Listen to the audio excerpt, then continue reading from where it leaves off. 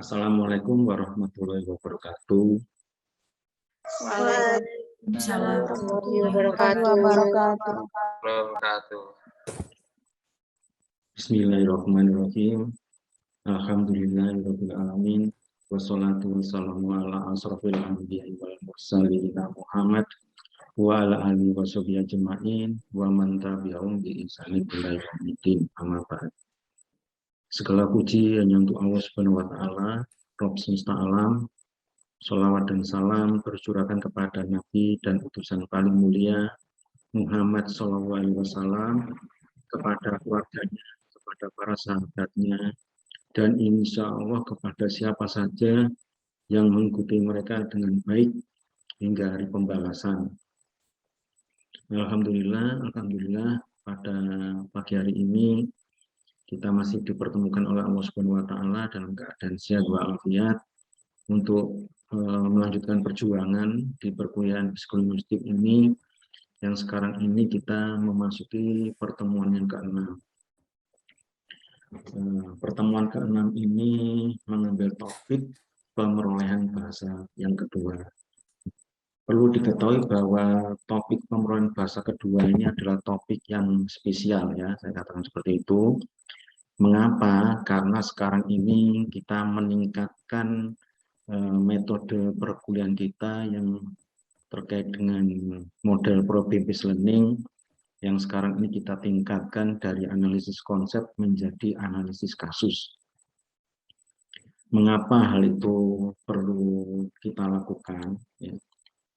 Karena setelah mata kuliah yang bersifat teori dan penugasan ini, yang kita lakukan mulai dari pertemuan awal sampai dengan pertemuan ke-6 hari ini, itu nanti merupakan bahan yang akan kita lakukan untuk pertemuan berikutnya, yang itu mengarah kepada kuliah yang sifatnya praktik penelitian. Jadi dengan analisis kasus itu, maka Pak Kikit berharap kamu semua mulai bisa melihat tidak hanya teori, tidak hanya penelusuran bahan pustaka, tapi juga mulai melakukan pengamatan terhadap fenomena psikolinguistik, ya, fenomena berbahasa yang terkait dengan segi-segi mentalitas dari pemakaian bahasa itu yang terjadi di tengah-tengah masyarakat kita. Karena kita ini ada di dalam prodi pendidikan, ya, maka tentunya yang dinamakan fenomena masyarakat itu adalah masyarakat sekolah, khususnya masyarakat kelas. Ya. Jadi masyarakat kita itu adalah masyarakat kelas, karena kita ada di program studi pendidikan bahasa Indonesia. Capaian pembelajaran yang diinginkan di dalam pertemuan ke-6 ini, ya, capaian pembelajarannya adalah mahasiswa dapat menganalisis kasus pemerolehan bahasa kedua yang meliputi identifikasi masalah, kemudian melakukan analisis penyebab masalah, kemudian memberikan alternatif pemecahan masalah yang disertai uraian konsep pemerolehan bahasa kedua. Kata kunci terhadap kasus itu seperti apa, itu sudah saya sampaikan di dalam grup, ya, di dalam grup kita kemarin itu. Mahasiswa itu harus membaca dan mencermati materi yang disajikan di LMS, ya, di 6.1, ya, untuk mencermati kata kunci dari konsep-konsep esensial di dalam teori-teori tersebut di dalam materi itu. Termasuk juga Pak Kikit sangat mengapresiasi bagi mahasiswa yang melakukan penelusuran literatur, ya, tidak hanya mencermati materi yang diberikan Pak Kikit di dalam LMS, tapi juga melakukan penelusuran literatur terkait dengan teori-teori pemerolehan bahasa kedua, ya, mulai dari persoalan karakter pemerolehan bahasa kedua sampai dengan ragam metode pembelajaran bahasa. Kemudian kalian juga diharapkan mengisi form koneksi. Jadi kalau kalian sudah melakukan nomor 1 dan 2 itu, membaca dan mencermati materi, kemudian melakukan penelusuran literatur, maka kalian akan bisa dan dapat dengan baik mengisi form koneksi sebelum perkuliahan itu kita mulai pada hari ini. Ya. Kemudian yang lebih penting lagi, kalian melakukan kegiatan diskusi pendahuluan di WA group masing-masing kelompok untuk melakukan persiapan pelaksanaan diskusi analisis kasus pada saat nanti kita masuk pada sesi diskusi pada forum diskusi di LMS. Ya. Seperti itu. Selain informasi melalui WA group, kalian juga akan menjalankan beberapa kegiatan di LMS, ya, terutama terkait dengan forum diskusi. Ya. Jadi di LMS itu forum yang sangat berpengaruh di dalam perkuliahan ini, di pertemuan ke-6 ini adalah forum diskusi. Ya. Ada di sini, ya. Nah, disinilah nanti poinnya. Jadi kalian nanti diharapkan bisa masuk sesuai dengan kelompok masing-masing yang sudah saya bagi di sini. Disinilah nanti inti dari perkuliahan kita ya di forum diskusi ini. Karena analisis kasus itu dibahas di sini ya di kelompok masing-masing yang nanti diharapkan ada bahan diskusi yang disampaikan oleh ketua kelompok untuk kemudian diberi tanggapan dan masukan dari anggota kelompok. Pak Gigit berharap kamu memiliki semangat ya, terutama di dalam forum diskusi ya. Semangat menyampaikan masukan, baik itu terkait dengan identifikasi masalah, penyebab masalah, maupun dengan alternatif pemecahan masalah. Kamu harus punya semangat di sini, karena nanti ruhnya penelitian di praktik psikolinguistik yang ada di pertemuan-pertemuan selanjutnya itu ada di sini ya. Kontribusi untuk mencermati kasus ya, baik identifikasi sampai dengan pemecahan, itu artinya apa? Kamu harus mendayagunakan 4C ya, 4C di dalam kesuksesan ini. Karena ketika skormu itu tinggi dan bagus ya, itu artinya 4C-mu itu berhasil. Apa itu 4C sudah pernah saya sampaikan atau disampaikan, itu kritis ya. Kembangkan sifat kritis ya. Kritis itu adalah memperhatikan sesuatu yang detail ya, yang itu kadang-kadang tidak diperhatikan oleh orang yang lain. Karena ada orang yang selalu masuk mencermati hal-hal yang sifatnya umum. Ya, sifat kritis itu masuk ke hal-hal yang khusus ya, tidak umum tapi dia mendalami. Orang kritis itu mendalami, tidak sekilas. Kalau kamu baca sekilas, kamu terus begitu saja memberikan tanggapan itu berarti bekal kritisnya belum ada, tapi kamu mendalami. Mendalami itu apa? Membanding-bandingkan, mencermati teori mana yang relevan, yang dijadikan dasar. Itu berarti kritis ya. Itu hubungannya dengan logika berpikir, menghubung-hubungkan antara yang relevan dengan yang tidak relevan. Itu kritis. Kemudian diharapkan kamu juga kreatif di dalam forum ini. Ya. Kreatif itu artinya kamu membuat perbedaan-perbedaan secara individu. Betul kamu bekerja di dalam kelompok, tapi sejatinya kelompok itu menjadi makmur ya. Itu karena ada individu-individu yang kreatif yang berbeda-beda pendapatnya. Kaya kelompok itu. Tapi kalau di dalam kelompok itu orang-orang kurang kreatif, maka pemerkayaan kelompok jadi kurang gitu ya. Karena mirip-mirip jawabannya, hampir sama, ini mengikuti ini. Jadi tidak ada kreativitas. Semakin banyak orang-orang kreatif di dalam kelompok itu, maka kelompok itu akan semakin meriah ya, semakin kaya, menarik dengan berbagai alternatif tanggapan yang itu bisa diramu dalam suatu jawaban yang indah ya. Indah itu artinya logis dan bisa diterima secara akal sehat. Kemudian kamu juga harus kolaboratif ya. Kolaboratif itu berarti kamu bisa mengerti dan paham dengan apa yang disampaikan oleh teman-teman di antara kelompok itu ya. Jadi kamu bisa menerima masukan ya. Kamu bisa melihat sudut pandang yang segi-segi kelebihan yang disampaikan oleh. Jadi jangan mengedepankan kekurangan kalau kolaboratif itu. Kalau ingin kolaboratif jangan hanya melihat kekurangan seseorang gitu. tapi lihatlah pada kelebihan-kelebihan yang sudah disampaikan. Ya, kamu ambil sari-sari dari kelebihan itu, sedangkan yang kurang ditinggalkan. Nah, caranya seperti itu. Kemudian kalau terkait dengan sifat komunikatif lah itu, kamu harus terbuka ya.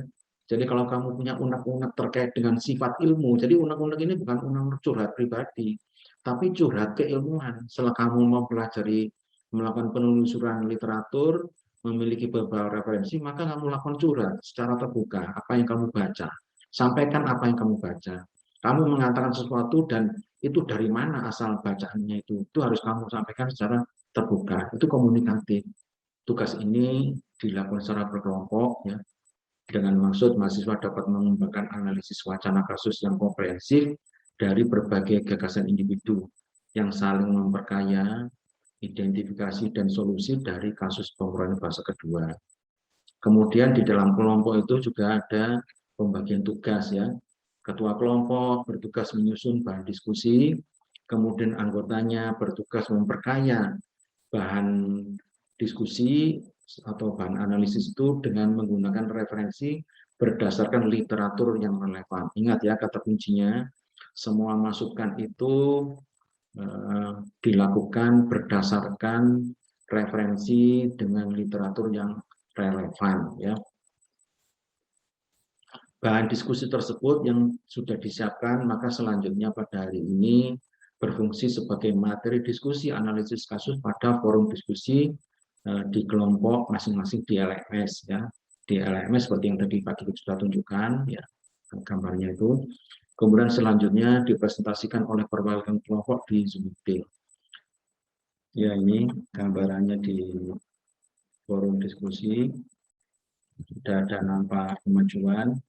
Di kelompok 1 sudah ada 6 respon, kelompok 2 6 respon, kelompok 3 5 respon, kelompok 4 4 respon, kelompok 5 ada 4 respon, dan kelompok 6 ada 5 respon. Di sini terlihat kelompok 1 dan 2 memiliki tingkat respon yang lebih tinggi dibanding yang lainnya. Coba segera diaktifkan untuk kelompok-kelompok yang responnya masih rendah ya. Silakan, masih ada waktu. Ini gambaran diskusi yang ada di kelompok 1 ya. Ada Sri Devi menyampaikan tambahan informasi. Kelompok 2 juga tidak kalah aktifnya. Kelompok 3 ada Seli Davansa Maina. Baik ya, Pak pikir cukup untuk aktivitas di forum diskusi.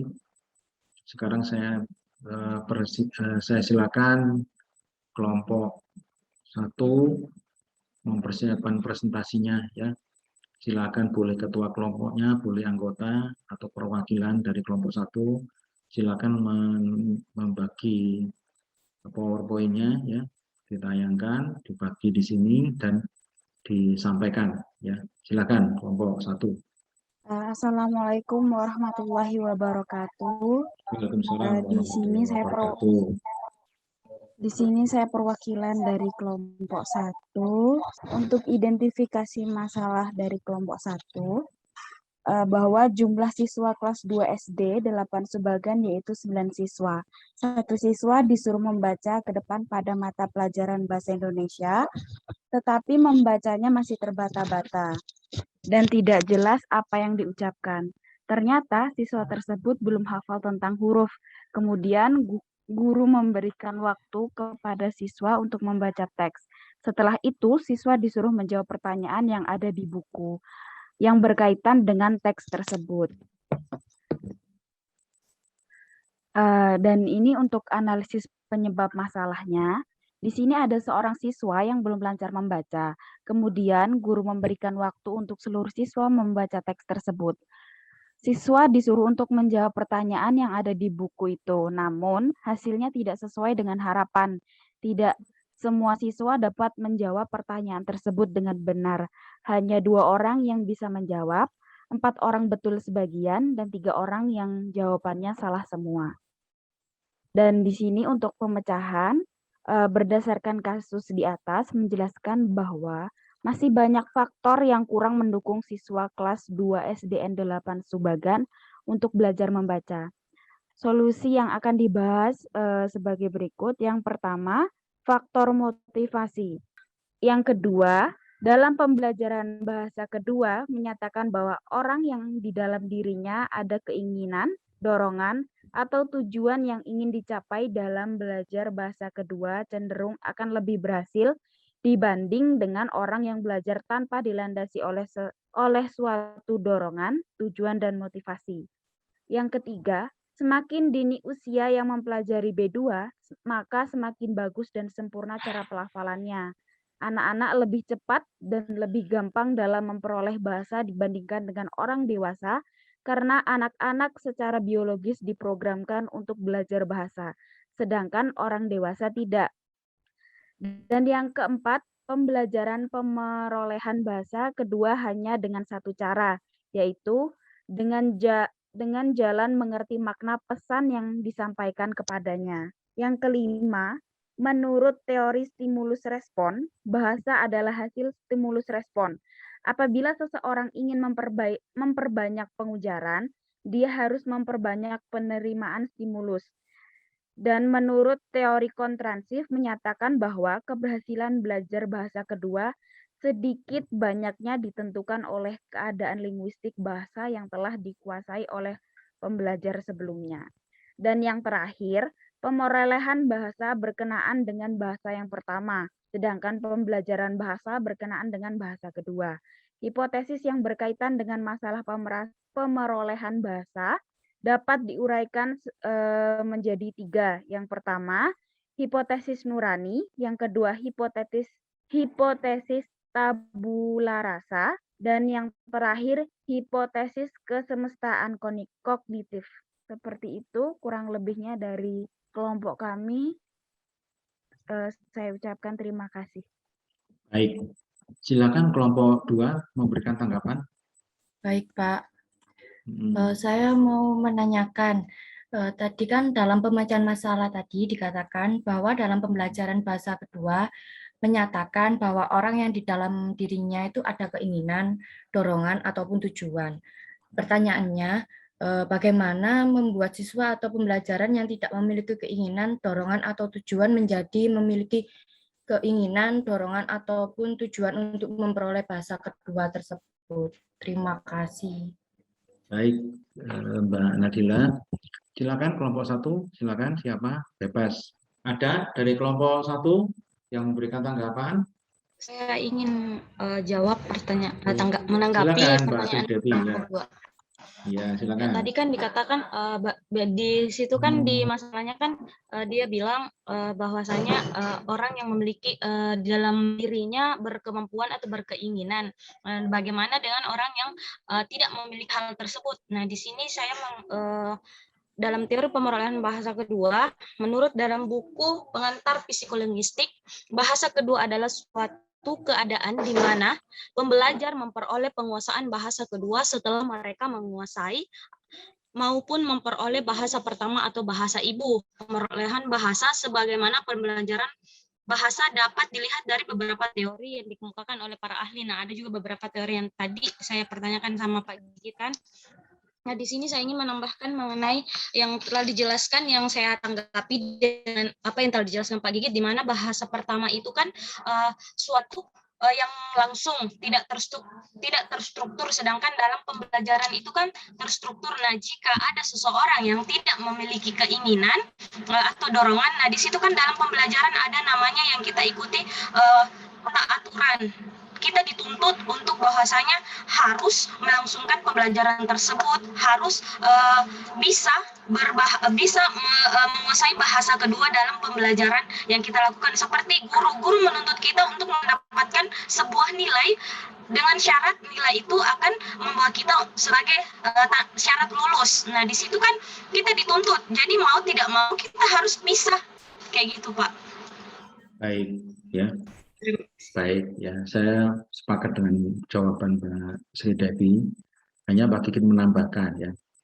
Jadi diperlukan dorongan itu berarti motivasi. Motivasi nomor satu tadi sudah disebutkan oleh Mbak Sri Devi, yaitu dari motivasi penilaian, ya. Nah, Stephen Kresen itu mengajukan motivasi yang lain, yaitu motivasi dari penggunaan metode pembelajaran.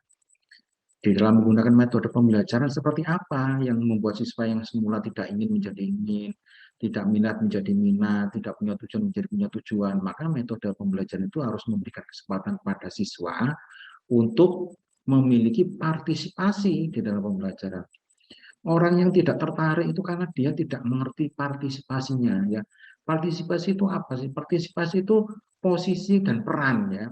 Di posisi apa, diperankan apa. Nah, kalau siswa itu tidak punya peran di dalam pembelajaran alias menjadi objek pembelajaran, tentunya dia menjadi cepat bosan, tidak tertarik, ya, tidak antusias, ya, tidak minat, ya. Tetapi ketika kita menggunakan metode pembelajaran, guru menggunakan metode pembelajaran yang meningkatkan partisipasinya, ya, diberi peran, dan dia menjadi subjek pembelajaran, maka disitulah terjadi perubahan.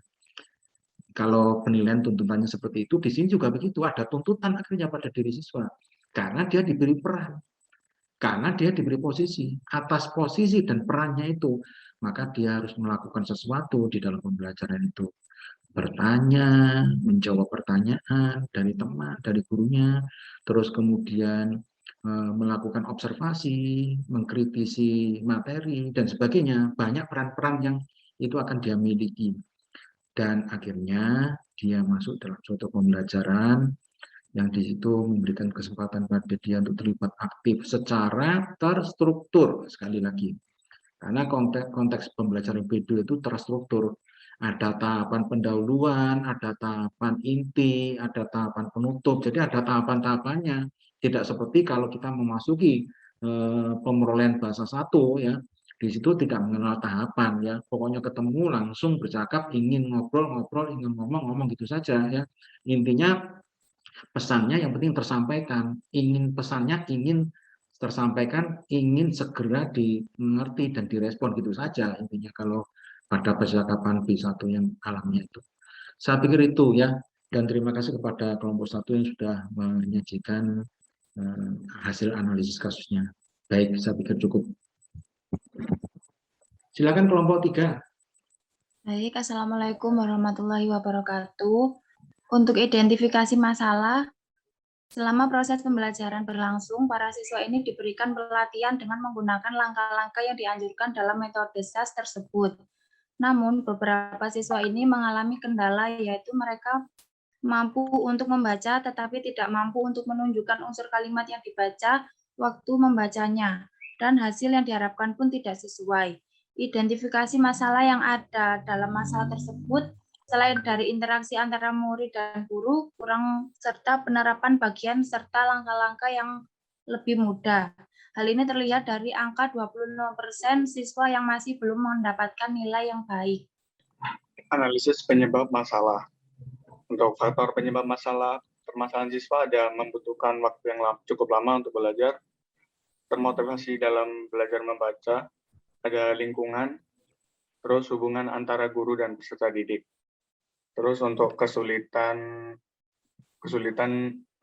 yang kebanyakan dialami oleh siswa, ada kesulitan membaca kata ucapan, kecepatan membaca yang lambat, kesulitan memahami makna, kata, dan maksud dari sebuah bacaan.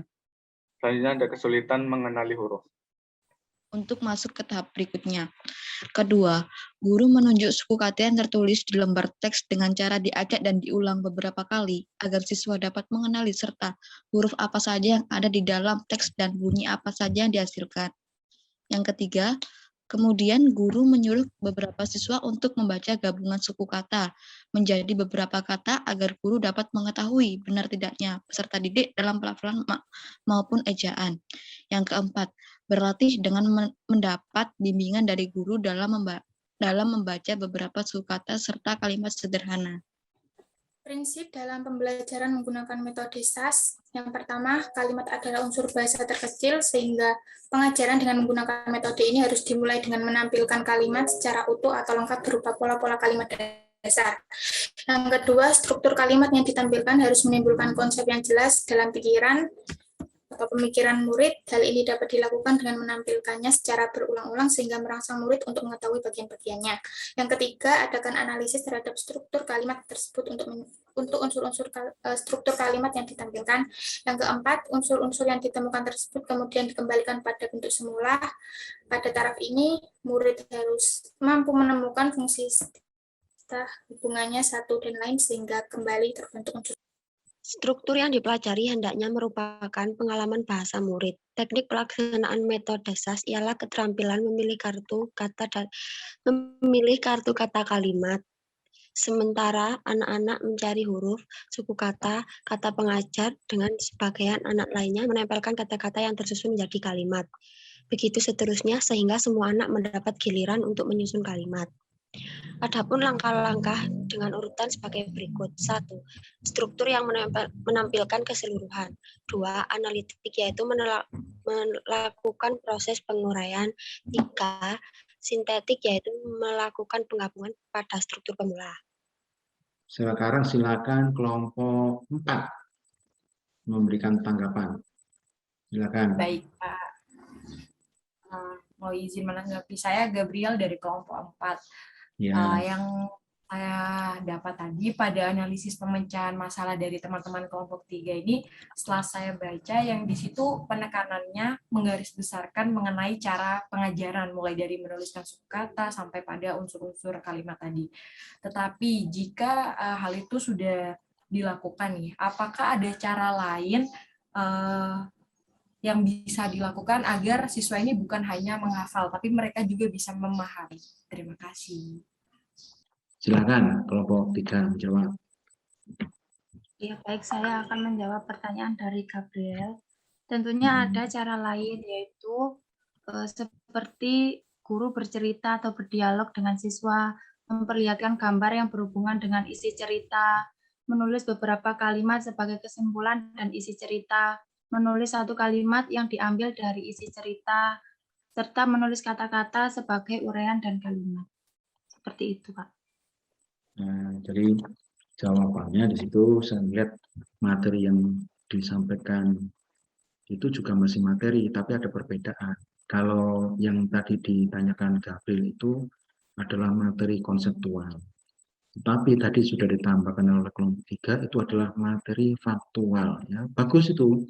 Jadi materi itu tidak hanya satu, yaitu materi konseptual, pengertian apa, ciri-ciri apa, tidak hanya itu, tapi ada 4 jenisnya materi itu.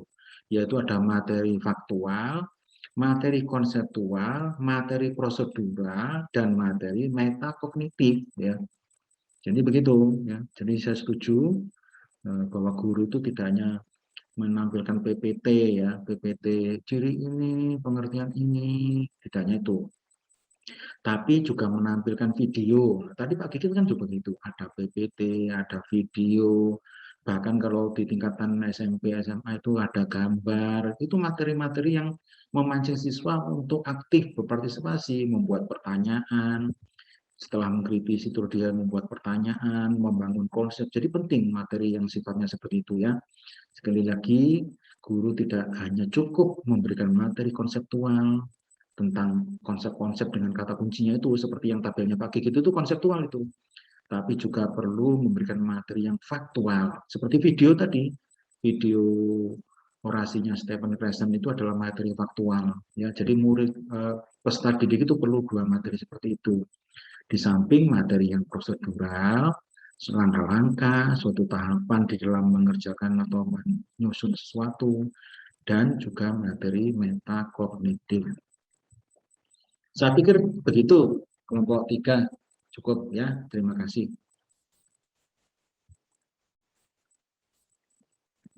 Baik, sekarang silakan kelompok 5 ya, yang presentasi, silakan. Assalamualaikum warahmatullahi wabarakatuh. Waalaikumsalam warahmatullahi wabarakatuh. Di sini saya perwakilan dari kelompok 5 akan mempresentasikan hasil analisis kasus oleh kelompok 5. Identifikasi masalah. Dalam kasus tersebut, permasalahan yang timbul adalah pemakaian B1 pada anak yang sejak lahir telah diajarkan bunyi-bunyi dalam bahasa Inggris oleh orang tuanya tanpa diajari bahasa lainnya, sehingga mereka cenderung lebih menyukai bahasa Inggris untuk berkomunikasi dan pemerolehan kata bahasa Inggris mereka semakin meningkat sejak kedua orang tua mereka pindah bekerja ke luar negeri. Puncak masalahnya adalah ketika mereka kembali ke Indonesia, di mana anak ini harus bergaul dengan teman pergaulan dia yang jelas-jelas menggunakan bahasa Indonesia sebagai alat komunikasinya, sehingga membuat mereka kesulitan untuk berkomunikasi, bahkan sulit mengakrabkan diri dengan teman sebayanya. Kesulitan itu rupanya menjadi perhatian khusus kedua orang tuanya, sehingga ia dimasukkan pada sekolah standar internasional di Jakarta. Analisis penyebab. Untuk penyebab masalah pada kasus tersebut adalah bisa dikarenakan oleh faktor internal, yaitu dari kedua orang tuanya yang telah memberikan seperangkat kebiasaan, yaitu mengajarkan bunyi-bunyi dalam bahasa Inggris sejak mereka lahir, dan kebiasaan tersebut tercapai dengan sempurna sehingga ketika dewasa mereka cenderung lebih. Untuk faktor eksternalnya yaitu lingkungan, di mana saat kedua orang tua mereka pindah bekerja ke luar negeri, sehingga pemerolehan kata bahasa Inggris mereka mengucapkan bahasa daerah mereka, yaitu bahasa Inggris, dalam interaksi sosial sehari-hari menjadikan anak sedikit sulit untuk menggunakan bahasa Indonesia. Untuk alternatif pemecahan masalah dan uraian konsep pemerolehan B2. Dalam linguistik, pemerolehan bahasa masuk dalam studi interdisipliner yang melibatkan psikologi, yaitu psikolinguistik. Bahasa kedua dapat didefinisikan berdasarkan urutan, yakni bahasa yang diperoleh atau dipelajari setelah anak menguasai bahasa pertama atau bahasa ibu, yang mana bahasa kedua diperoleh dari proses sadar melalui pembelajaran. Untuk itu, dalam proses pemerolehan bahasa kedua pada anak dalam kasus tersebut, perlu dilakukannya pembelajaran dalam pengajaran BIPA. Program BIPA atau Bahasa Indonesia bagi Penutur Asing merupakan program yang berada di bawah Badan Pengembangan dan Pembinaan Bahasa sebagai lembaga yang memayungi lembaga-lembaga penyedia layanan untuk para penutur asing yang berminat mempelajari bahasa Indonesia. Pembelajaran BIPA dikelompokkan ke dalam 3 tingkatan, yaitu tingkatan pemula atau novice, menengah atau intermediate, dan mahir atau advanced. Di dalamnya terdiri atas 4 kompetensi keterampilan berbahasa, yakni membaca, menyimak, berbicara, dan menulis. Sehingga yang mulanya anak dengan bahasa pertama, yaitu bahasa Inggris, dengan melakukan pembelajaran dalam pengajaran BIPA, dapat segera memperoleh B2, yaitu bahasa Indonesia. Selain itu, pembelajaran dalam pemerolehan B2 juga bisa dilakukan dengan cara bercerita. Orang tua atau guru di sekolah dapat bercerita mengenai cerita apapun dengan bahasa yang mudah atau menggunakan alat peraga, sehingga anak dapat mudah menangkap isi cerita. Diperkuat dalam jurnal pendidikan anak usia dini dengan bercerita menggunakan alat peraga ataupun non-peraga dengan tujuan agar dapat membantu perkembangan bahasa anak untuk berkomunikasi secara aktif dan efisien.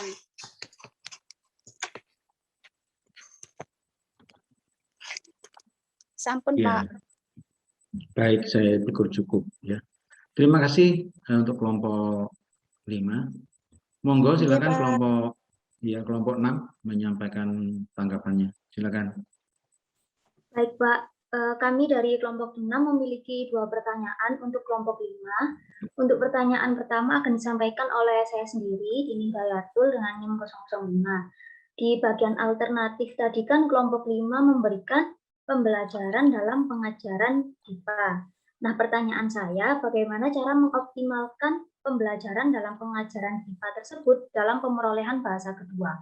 Mungkin bisa dijelaskan metode atau teknik pembelajarannya seperti apa? Selanjutnya pertanyaan kedua akan disampaikan oleh Nani. Baik Pak, saya pertanyaan kedua dari Nani Priani.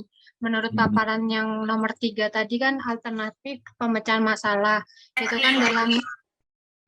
yaitu kan dalam linguistik pemerolehan bahasa masuk dalam studi interdisipliner yang melibatkan psikologi, yaitu psikolinguistik.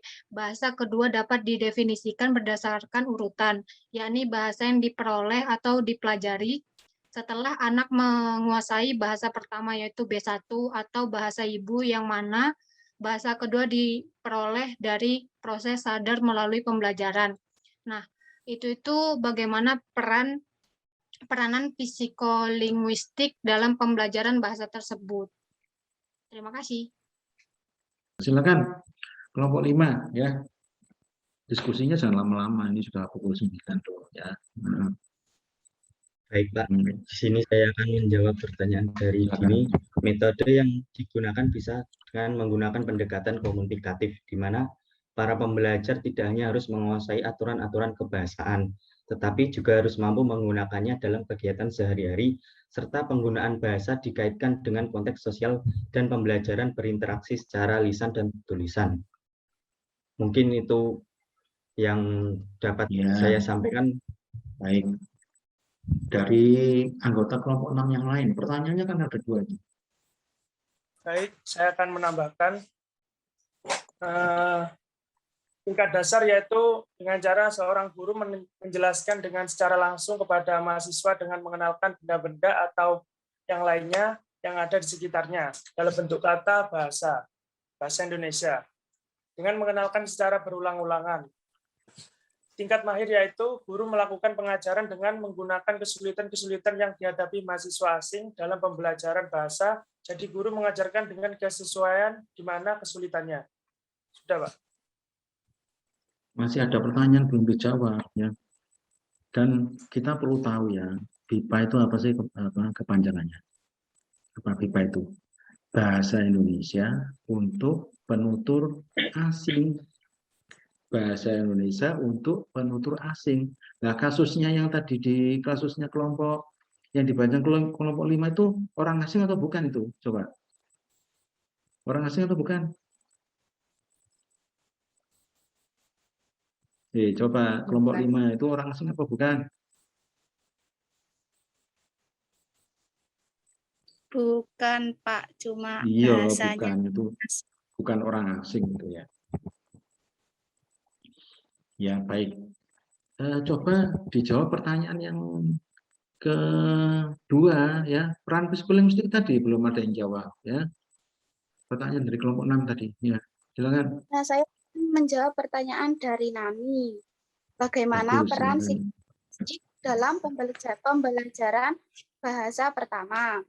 Peran psikolinguistik dalam pembelajaran bahasa pertama dirasa sangat penting karena dengan memahami psikolinguistik, kita dapat memahami proses yang terjadi dalam diri anak ketika anak menyimak, berbicara, membaca, ataupun menulis, sehingga manakala kemampuan dalam keterampilan berbahasa bermasalah, maka kita dapat melihat dari sudut pandang psikologi sebagai alternatif solusinya. Gitu, Pak. Ya, bagus ya jawabannya. Bagus ya. Saya pikir cukup ya. Saya pikir cukup. Di stop sharingnya. Nah, baik. Sebelum Pak Kikit menutup perkuliahan ini, silakan saya beri kesempatan saudara-saudara untuk masuk ke refleksi di LMS ya. Saya beri waktu 15 menit untuk mengisi refleksi ya. Silakan. Silakan masuk di refleksi. Semuanya masuk di refleksi. Itu di 2.6 refleksinya. Silakan diisi dengan menuliskan nama, NIM, email, nama, NIM, kelas, terus menjawab pertanyaan-pertanyaan tersebut ya. Silakan, waktunya 15 menit.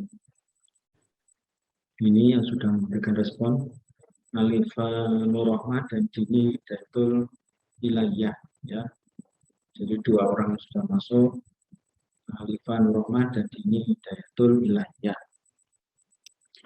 Baik, saudara-saudara, Pak Kikit pikir cukup temuan kita ini ya. Jadi kalau kita bisa mengambil kesimpulan dari materi perkuliahan kita hari ini yang berbasis pada analisis kasus, itu menunjukkan betapa pentingnya peran dari pemakaian konsep melalui kata kunci dari teori tertentu untuk memiliki wawasan dalam melakukan pengamatan dan pencermatan terhadap kasus-kasus pemerolehan bahasa kedua. Semakin tajam konsep yang kita miliki, maka semakin tajam pula apa yang kita lakukan dalam analisis kasus pemerolehan bahasa kedua. Misalnya tadi sudah ditunjukkan oleh kelompok penyaji kelompok 1 dan 2, maaf 1 dan 3 ya, bahwa peranan konsep itu sangat penting untuk membedah kasus dari pemerolehan bahasa kedua di kelas. Namun untuk kelompok 5 yang pemerolehan bahasanya itu ada dalam konteks keluarga, itu Pak Kit melihat kurang menggunakan kata kunci dari konsep teori yang relevan ya. Jadi kalau kita menggunakan teorinya BIPA itu jelas tidak betul ya. Karena BIPA itu kan untuk penutur asing ya. Sedang mereka itu penutur bahasa asing, bukan penutur asing, tapi penutur bahasa asing itu berbeda ya. Sehingga saya lebih setuju kalau orientasinya tidak pada pembelajaran. Jadi fokusnya bukan pembelajaran yang dilakukan mereka di luar ini, di luar keluarga. Kan orang tuanya menitipkan pada suatu sekolah yang memberikan pembelajaran bahasa. Tapi justru bagaimana orang tua ini bertindak sebagai pendamping ya. Nah itu kalau sudah ada kata kunci pendamping itu kan sesuai dengan hipotesis saringan efektifnya Kresen gitu ya, Stephen Kresen, hipotesis saringan afektif gitu. Ada kata kunci afektifnya di situ. Kata-kata afektif itu relevan sudah ya dengan pemerolehan bahasa kedua di luar kelas gitu ya. Jadi pemerolehan bahasa di kasus yang ketiga ini unik gitu loh. Itu pemerolehan B2 tapi di luar kelas gitu loh. Nah, berarti kan saringan efektif. Saringan efektif itu berarti melalui komunikasi dengan keluarga gitu loh, melalui komunikasi dengan tidak menyerahkan anaknya pada sekolah di luar itu gitu loh. Tapi melakukan komunikasi afektif. Komunikasi afektif itu apa? Komunikasi yang berbasis pada sikap-sikap saling memperhatikan, kasih sayang, menghargai, menghormati, ya, memperhatikan kebutuhan-kebutuhan itu. Tidak jadi karena mereka ketika dia sudah sampai pada bahasa Inggris sebagai bahasa sehari-hari, bahasa B2-nya mereka itu yang lain yaitu bahasa Indonesia kan B2 yang tidak B2 seperti punya kita ini, tapi B2 mereka itu hampir seperti B1 gitu loh. Jadi saringan efektifnya sangat penting digunakan gitu. Kalau kita kan butuh sekolah. Kalau mereka itu sekolah itu terkait dengan karena sudah berbahasa Inggris, maka sekolah itu hanya untuk memantapkan ya, karena konteksnya yang berbeda. Dulu luar negeri, sekarang dalam negeri. Tapi B2 mereka tidak sama dengan B2 kita. Bahasa Indonesia mereka tidak sama dengan kita. Kalau kita butuh sekolah untuk bahasa Indonesia, tapi kalau mereka butuh itu tadi komunikasi yang memberikan pajanan ya, pajanan atau penyajian yang itu bisa diterima oleh semua pihak, baik oleh anak maupun oleh orang tua gitu ya. Jadi di antara mereka itu sebenarnya bisa terjadi interaksi yang menggunakan bahasa Indonesia, tidak pada konteks kelas ya. Makanya saya menggunakan hipotesisnya Kresen itu untuk menjawab itu, sebenarnya bisa digunakan itu. Kalau BIPA kan itu formal banget dan itu untuk penutur asing, sedang mereka itu bukan penutur asing ya, tapi mereka itu penutur asli sebenarnya. Penutur asli hanya konteksnya dia sudah lama tinggal di luar negeri. Tuh, konteksnya itu bukan berarti kalau sudah lama di luar negeri kembali ke itu bukan terus menjadi asing, tidak. Tapi diperlukan tadi itu komunikasi yang afeksi atau afektif yang melibatkan sikap-sikap tadi itu loh, saling menghargai, menghormati, saling membutuhkan. Jadi saling melakukan koreksi bahasa di antara mereka. Ya, seperti itu. Apalagi mereka kan punya tetangga di sini. Jadi itu bergantung lagi kepada persoalan saringan efektif, bahwa seberapa banyak mereka berinteraksi dengan lingkungan. Lah kalau mereka tidak kenal tetangga, ya itu menjadi dampak, ya akibat negatif, ya. Tidak kenal tetangga, tidak mau kenal dengan orang lain karena orang lain dianggap tidak berpendidikan, itu menjadi masalah akhirnya. Menjadi dia tidak bisa, karena menurut Crescent interaksi itu adalah interaksi yang aktif, ya, yang egaliter. Egaliter itu apa sih? Egaliter itu yang merasa sepadan gitu loh, ya, sesama, ya, menghargai sesama, tidak saling merendahkan dan saling meninggikan, tidak tinggi rendah, tapi yang sepadan. Nah, itu saya pikir seperti itu. Baik, terima kasih atas partisipasi dan keaktifannya di WA Group, yang saya melihat kelas ini aktif, ya. Kemudian keaktifannya di LMS maupun di Zoom meeting itu saya sampaikan terima kasih, ya, kaitannya dengan pembelajaran kita hari ini. Mudah-mudahan bekal ini bisa kita gunakan untuk semangat dan siap memasuki materi praktik menyusun artikel penelitian, ya. Dan insya Allah nanti ketika kalian mencari objek fenomena itu, kalian cukup melihat dari video di YouTube, ya. Jadi fenomena yang kalian amati nanti di dalam penelitian psikolinguistik itu tidak kalian masuk ke dalam kelas, tidak, ya. Tidak masuk kelas-kelas, tidak. Tapi kalian masuk di kelas-kelasnya video di YouTube itu, ya. Itu, ya, gambaran seperti itu. Baik, saya Pak Kiki pikir cukup. Sekali lagi terima kasih. Dan kita tutup dengan alhamdulillah dan bacaan kafaratul majelis. Alhamdulillahirrahmanirrahim.